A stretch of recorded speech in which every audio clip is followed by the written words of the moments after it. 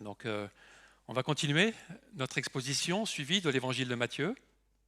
Et aujourd'hui, on va regarder comment ce passage peut avoir un impact dans notre vie.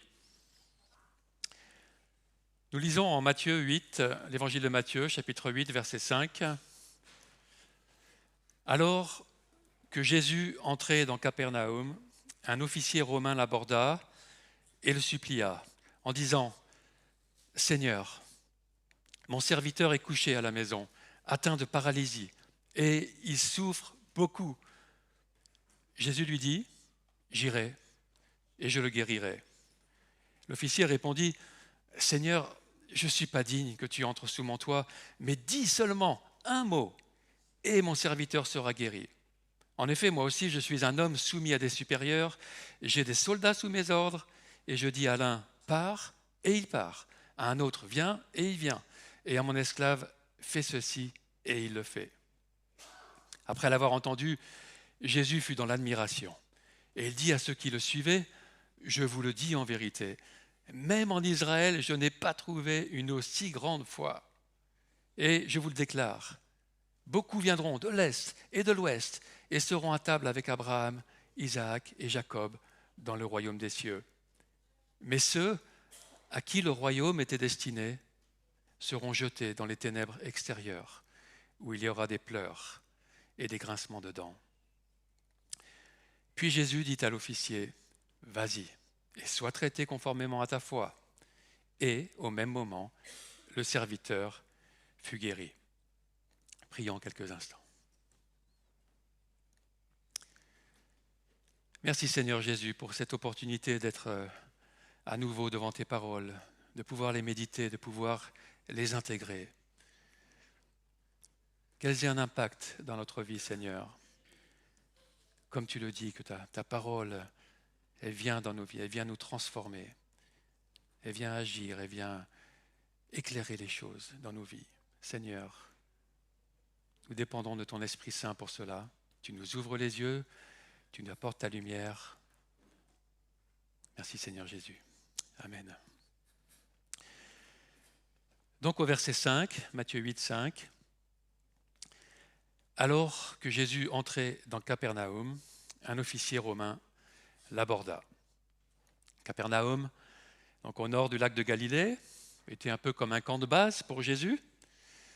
Après avoir grandi à Nazareth, Capernaum était devenu quelque part la ville à laquelle il revenait avec ses disciples, dont plusieurs de ses disciples étaient du coin, comme Pierre, Jean, Jacques et Matthieu, l'ex-collecteur d'impôts dont cet évangile porte le nom. Et le miracle qui va suivre ensuite sera d'ailleurs celui de la guérison de la belle-mère de Pierre, qui habite aussi à Capernaum. Les évangiles relèvent une dizaine de miracles que Jésus fit à Capernaum, mais aussi il relève l'incrédulité qu'il y avait dans cette ville. Même s'il habitait ce village, tous ne croyaient pas en lui, seulement certains. En fait, ce sont surtout les infréquentables, ceux qui sont considérés comme impurs, qui plaçaient leur foi en Jésus. Après le lépreux que nous avons vu la dernière fois, c'est maintenant un officier romain qui vient vers lui pour demander la guérison. Le mot pour officier romain, c'est le mot centurion, un chef d'une troupe militaire romaine qui peut aller jusqu'à une centaine de personnes. Il faisait donc partie de l'armée romaine, mais il pouvait être d'une autre nationalité, il pouvait être syrien par exemple. En tout cas, c'est un étranger de l'armée occupante, donc a priori pas quelqu'un de très bienvenu en Israël, mais Jésus ne le méprise pas pour autant. Jésus ne rejette pas ceux qui viennent à lui avec des bonnes dispositions, quel que soit leur arrière-plan et quels que soient leurs problèmes. Qui que nous soyons, quoi que nous ayons fait, nous pouvons venir chercher de l'aide auprès de Jésus. Et si nous venons dans un bon état d'esprit, il nous accordera d'une façon ou d'une autre ce que nous lui demandons.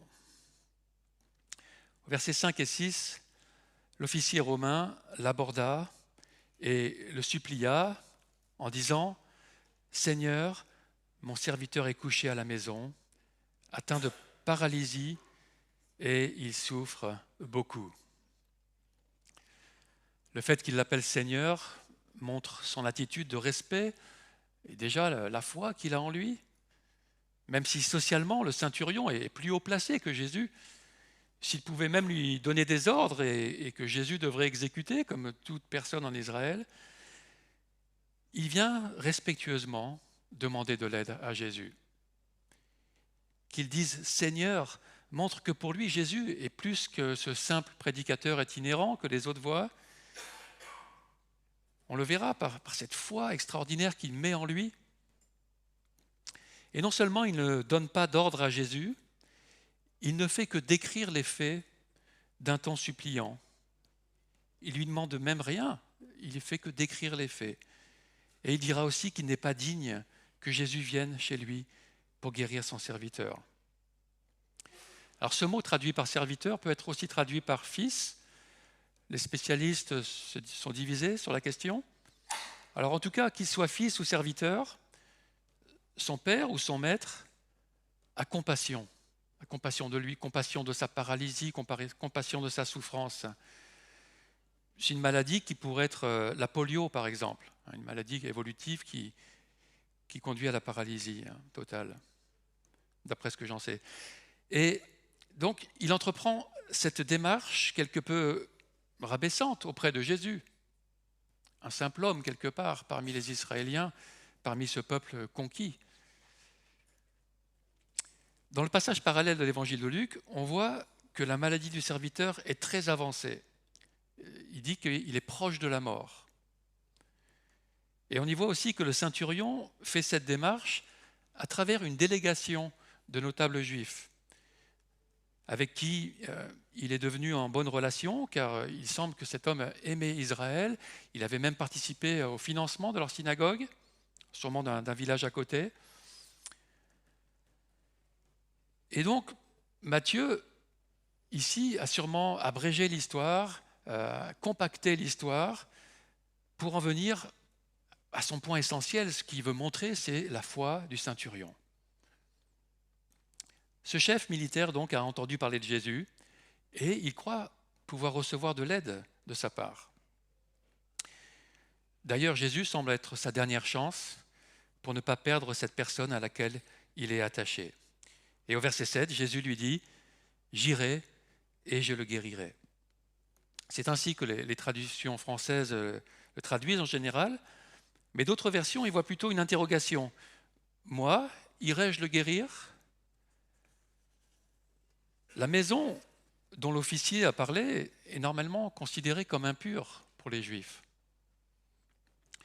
On voit d'ailleurs plus tard l'apôtre Pierre hésiter à se rendre chez un autre centurion d'ailleurs, qui est croyant aussi, mais une fois convaincu par Dieu, par des visions qu'il a dû recevoir à 3 fois, à 3 reprises, il finira par s'y rendre et dira en Actes 10, 28, « Vous savez, leur dit-il, qu'il est interdit à un juif de se lier à un étranger ou d'entrer chez lui. Mais Dieu m'a montré qu'il ne faut déclarer aucun être humain souillé ou impur. » Alors c'est peut-être pour cela que le centurion à Capernaum dit qu'il n'est pas digne que Jésus entre chez lui. Il a cette sensibilité et qu'il a envoyé cette délégation dans Luc, sachant cette réticence qu'avaient les Juifs d'entrer en contact avec les païens. Et il se peut que ça ressorte dans cette question que pose Jésus, « Moi, irai-je le guérir ?»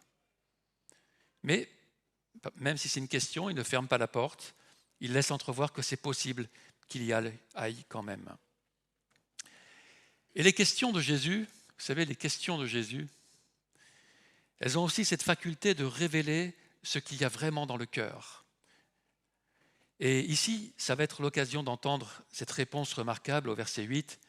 L'officier répondit « Seigneur, je ne suis pas digne que tu entres sous mon toit, mais dis seulement un mot et mon serviteur sera guéri. En effet, moi aussi, je suis un homme soumis à des supérieurs. J'ai des soldats sous mes ordres. Je dis à l'un, pars, et il part. À un autre, viens, et il vient. Et à mon esclave, fais ceci, et il le fait. Après avoir entendu, Jésus fut dans l'admiration et dit à ceux qui le suivaient, mais je vous le dis en vérité, même en Israël, je n'ai pas trouvé une aussi grande foi. L'officier semble reconnaître par ses paroles que la venue de Jésus dans sa maison pourrait poser problème et il ne s'en sent pas digne. Mais toutefois, son discernement va plus loin. Lorsqu'il dit « Moi aussi, je suis un homme soumis à des supérieurs, j'ai des soldats sous mes ordres », il applique au monde spirituel la même hiérarchie qu'il connaît bien dans son travail à lui. Il applique cela à Jésus. Il discerne chez Jésus une autorité surnaturelle qui lui a été déléguée directement par Dieu, le Père, et par laquelle il peut donner des ordres à la création. Et dans ce sens, Jésus dira en effet à la fin de cet évangile que tout pouvoir lui a été donné dans le ciel et sur la terre. Je pense qu'il y a une diapo pour ça. Non, avant ça, il n'y a pas ? Ok, bon, alors ça n'a pas marché. Donc, Jésus dira que tout pouvoir lui a été donné dans le ciel et sur la terre. Et en ce qui concerne sa soumission, il dira aussi en Jean 8 qu'il dit ce que le Père lui a enseigné et qu'il fait toujours ce qui lui est agréable.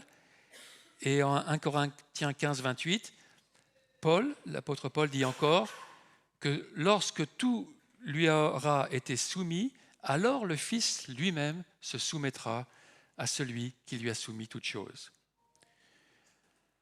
Ainsi, le centurion voit clair dans la situation de Jésus, dans son autorité, mais aussi dans sa soumission au Père. Il sait ce qu'est l'autorité, il sait comment elle fonctionne, et il a foi que pour Jésus, il en est ainsi spirituellement, que son autorité qui lui a été donnée par le Dieu Tout-Puissant peut vraiment mettre les choses en mouvement. Il croit qu'un seul mot de Jésus a la puissance de guérir son serviteur, même à distance. Jésus, alors, est dans l'admiration face à la foi du centurion. Ce mot admiration, c'est aussi un mot qu'on peut traduire par étonnement. Il n'est utilisé qu'une seule autre fois dans tous les évangiles, en Marc 6, lorsque Jésus s'étonna du contraire du manque de foi de beaucoup de ses compatriotes qu'ils avaient à son égard. Jésus s'étonne et de la foi d'un païen et du manque de foi des Israélites. Le païen avait reçu peu de lumière, mais pourtant croyait, alors que des Juifs qui avaient beaucoup reçu ne croyaient pas. Pourquoi ? Est-ce que ça n'aurait pas dû être l'inverse ? C'est sûrement une question liée à l'humilité. Les personnes humbles reconnaissent l'autorité divine.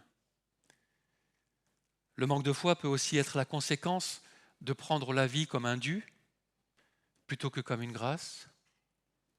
On trouve normal que Dieu donne, on s'habitue, on devient blasé, ne reconnaissant plus le caractère extraordinaire de la bonté de Dieu.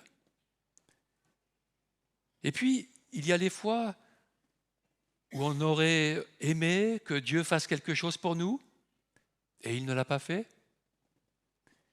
Alors, on hésite à demander à nouveau. Tout cela affecte la foi. En tant que chrétiens qui avons reçu beaucoup de lumière de la part de Dieu, nous ne sommes pas à l'abri de cette incrédulité que Jésus voit en Israël. De prendre ce que Dieu donne comme un dû et de ne plus l'approcher avec humilité et même de douter de sa puissance bienveillante. Et en regardant notre Église, quel genre de foi Jésus trouverait-il ? En regardant notre foi, de quoi s'étonnerait-il ? De notre peu de foi ou d'une grande foi ? trouverait-il une foi humble ou une foi blasée? Je dois dire, personnellement, je suis souvent dans le camp du peu de foi et d'une foi blasée. Et le Seigneur doit faire une œuvre en moi à chaque fois pour rétablir la foi et pour la rendre vivante à nouveau. C'est le combat du chrétien sur le long terme aussi. Hein. Je pense que vous êtes tous passés par là. Et dans le passage de Marc 6,6 où Jésus s'étonnait de l'incrédulité des gens de Nazareth, nous voyons que leur incrédulité empêcha les miracles de s'accomplir dans cette ville. Alors qu'ici en Matthieu, nous voyons que la foi en l'autorité de Jésus permet qu'il génère un miracle à distance, juste en disant un mot. Jésus a toujours la même autorité, aujourd'hui aussi, mais sa mise en action dans nos vies dépend aussi de notre foi et de notre attitude. C'est une foi humble qui nous poussera à prier, et c'est une foi humble qui verra agir l'autorité de Jésus.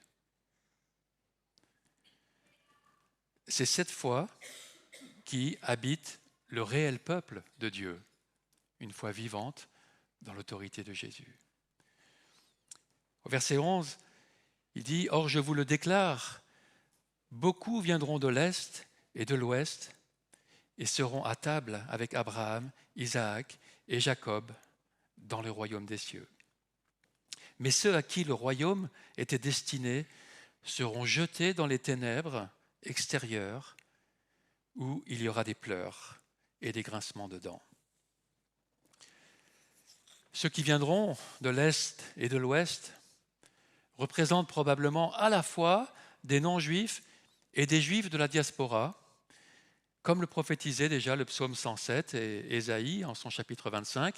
Le psaume 107, verset 1 dit « Louez l'Éternel car il est bon, oui, sa bonté dure éternellement, que les rachetés de l'Éternel le disent, ceux qu'il a rachetés du pouvoir de l'ennemi et qu'il a rassemblés de tous les pays, de l'Est et de l'Ouest, du Nord et du Sud. » Cette formule de l'Est et de l'Ouest est exactement la même en grec que celle employée par Jésus dans notre passage. Elle s'adresse à cette rédemption universelle que Dieu opère en Jésus-Christ.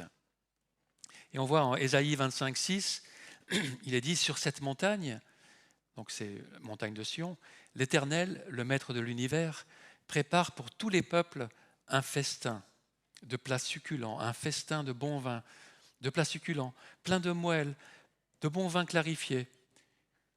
Sur cette montagne, il détruira le voile qui est tendu sur tous les peuples, ce voile d'aveuglement, la couverture qui est déployée sur toutes les nations. Il engloutira la mort pour toujours. Le Seigneur, l'Éternel, essuiera les larmes de tous les visages. Il fera disparaître de la terre la honte de son peuple. Oui, l'Éternel l'a décrété. C'est une magnifique promesse de libération et de renouvellement universel que Dieu fait sous plusieurs formes, autant dans l'Ancien Testament que dans le Nouveau. Et nous savons que cette promesse se réalise en Jésus-Christ et particulièrement lorsqu'il reviendra. Alors vous êtes peut-être, j'y pense maintenant, je le vois maintenant avec le Seigneur, l'Éternel, essuiera toutes les larmes de tous les visages. Et dans le passage qu'on a vu, il dit qu'il y aura des pleurs pour ceux qui sont rejetés. Donc il y a des personnes qui ne participeront pas à cette promesse.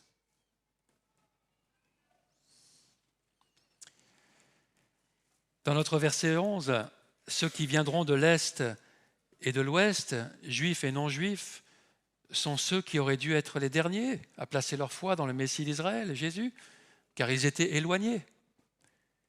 Mais il se trouve que les Israélites qui étaient sur place n'ont, pour la majorité, pas reçu Jésus pour qui il était. Alors, qui sont exactement ceux à qui le royaume était destiné, au verset suivant? Littéralement, le texte dit qu'il s'agit des fils, mais les fils du royaume seront jetés dans les ténèbres du dehors. Alors ces fils du royaume, ça ne peut pas être tous les juifs, parce que les premiers chrétiens étaient tous juifs. Et on voit aussi dans ce passage que le miracle précédent et ceux qui suivent concernent bien des juifs qui ont foi en Jésus pour être guéris. Les fils du royaume, donc ceux à qui le royaume était destiné, est donc probablement une expression désignant la majorité des juifs d'Israël, ceux qui auraient naturellement dû être les héritiers du royaume, mais qui ne reçurent pas en Jésus leur Messie. Ce sont ceux qui sont aveuglés par eux-mêmes et qui ne reconnaissent pas cette mission universelle que Dieu avait prévue et qu'il avait prophétisée par le salut que Jésus apporte. À l'image de leur ancêtre, le prophète Jonas, ils se croient les seuls héritiers du royaume, les seuls qui le méritent, parce que c'est à eux que Dieu avait choisi de se révéler. Ils croyaient mériter ce choix de Dieu, parce qu'ils se croyaient mieux que les autres. Et certainement que ceux qui n'avaient pas quitté la terre d'Israël et qui se croyaient supérieurs à ceux de la diaspora qui avaient délaissé la terre sainte. Mais l'appartenance au royaume de Dieu n'est pas basée sur le mérite, elle est basée sur la grâce et elle est reçue par la foi. Cette déclaration de Jésus montre que l'appartenance à son royaume ne se fait pas sur une base raciale, une base nationaliste, mais sur la base de la foi en lui, comme celle de ce soldat. Au verset 11, Jésus assimile la venue de son règne avec la notion d'être à table avec Abraham, Isaac et Jacob dans le royaume des cieux. Alors pour les Juifs, c'est un immense honneur que de s'asseoir à table avec les patriarches, les fondateurs de la nation d'Israël, bien que tout est venu de Dieu. Et je pense qu'on peut voir dans cette table le banquet messianique qui est annoncé par les prophètes. Mais seront à ce banquet, à cette grande fête messianique, que ceux qui, comme Abraham, ont placé leur foi dans la parole de Dieu, qui ont placé leur foi dans cette descendance d'Abraham, d'Isaac et de Jacob, que la Bible nous fait comprendre qu'il s'agit de Jésus, cette descendance en qui Dieu leur avait promis que toutes les familles de la terre seront bénies. Et dans le reste de la Bible, nous comprenons que cette table, ce banquet, ce festin est une image d'abondance, de paix, de réjouissance avec Jésus notre Seigneur lorsqu'il viendra dans son règne et de communion avec notre Père céleste. Apocalypse 19 dit ainsi, au verset 6, « Et j'entendis comme la voix d'une foule immense, tous ceux qui viennent de l'Est et de l'Ouest, elle ressemblait au bruit de grosses eaux, au grondement de forts coups de tonnerre, et elle disait, Alléluia, car le Seigneur notre Dieu Tout-Puissant a établi son règne. Réjouissons-nous, soyons dans l'allégresse et rendons-lui gloire, car voici venu le moment des noces de l'agneau, qui est Jésus, et son épouse, l'Église, s'est préparée. Et l'ange me dit alors, écris, heureux ceux qui sont invités au festin des noces de l'agneau. Et c'est cette communion glorieuse à laquelle nous aspirons profondément en tant que chrétiens, et c'est ce qui est promis à notre foi. Par contre, ceux qui n'auront pas voulu entrer dans ce que Dieu a proposé se retrouveront sans rien. Au verset 12, mais ceux à qui le royaume était destiné seront jetés dans les ténèbres extérieures où il y aura des pleurs et des grincements de dents. Lorsque Dieu a fait alliance avec Israël, c'était pour que le peuple le représente sur terre. Il leur a offert sa révélation, il leur a offert sa sainte présence pour la vivre, pour la communiquer. Et s'ils entraient et demeuraient dans cette alliance, alors le royaume leur était destiné. Mais non seulement la plupart n'ont pas respecté les termes de l'ancienne alliance, ils n'ont pas non plus reçu la nouvelle alliance qui pourtant était aussi annoncée dans leurs Écritures Elle leur était promise et elle s'est réalisée en Jésus-Christ. Une nouvelle alliance de grâce, de transformation. Ils ne participeront donc pas au royaume. Ils ne participeront plus à la lumière divine. Ils en seront coupés et se retrouveront dans les ténèbres, loin de Dieu et de sa vie. Les pleurs et grincements de dents, ils peuvent être vus littéralement, montrant alors une souffrance consciente, les pleurs exprimant une peine réelle et les grincements de dents exprimant dans les évangiles l'irritation des hommes ici contre Dieu et le fait qu'ils sont exclus. Ou les pleurs et les grincements de dents peuvent être aussi vus comme une image de ce que c'est que la vie éternelle sans Dieu, entièrement négative, plus de vie, plus de lumière. En tout cas, c'est une terrible destinée. Jésus répète 6 fois cette expression dans l'évangile de Matthieu, des pleurs et des grincements de dents. Et à chaque fois, c'est pour avertir ceux qui ont reçu les dons de Dieu en vain, sans arriver à en profiter vraiment. Si Jésus les prévient, c'est aussi pour provoquer une prise de conscience. On voit plusieurs fois dans la Bible Dieu qui annonce un jugement et qui le suspend. Ensuite, si les gens se repentent, si les gens changent d'attitude. Mais le jugement finit par arriver sur ceux qui n'écoutent pas ou qui ne veulent pas croire. Cet avertissement peut aussi être pour ceux qui se disent chrétiens, sans toutefois vraiment placer leur foi en Jésus pour leur salut, ni dans leur vie de tous les jours. Comme ces Israélites qui se croyaient héritiers du royaume messianique simplement parce qu'ils étaient en Israël, simplement parce qu'ils étaient israélites. Certains, dans l'Église, pourraient se croire protégés du jugement et de l'enfer simplement parce qu'ils vont à l'Église. Non. Ce qui compte seulement, c'est une foi réelle en Jésus et dans le salut qu'il apporte, dans cette grâce qu'il offre, et de marcher à sa suite.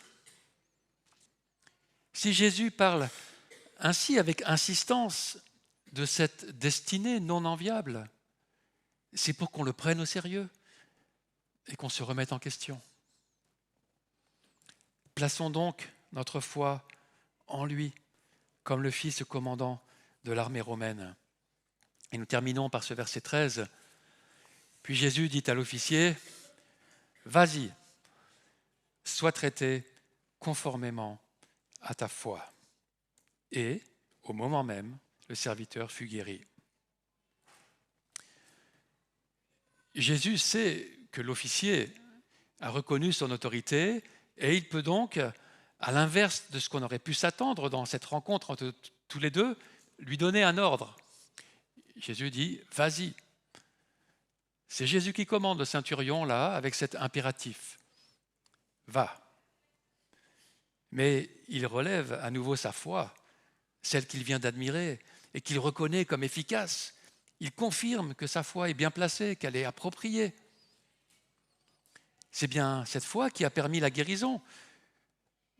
Sans la requête du centurion, le serviteur ou le fils serait resté malade. Il n'aurait pas été guéri. Et cela nous montre que notre foi, à nous, peut aussi changer des choses dans la vie de ceux qui nous entourent.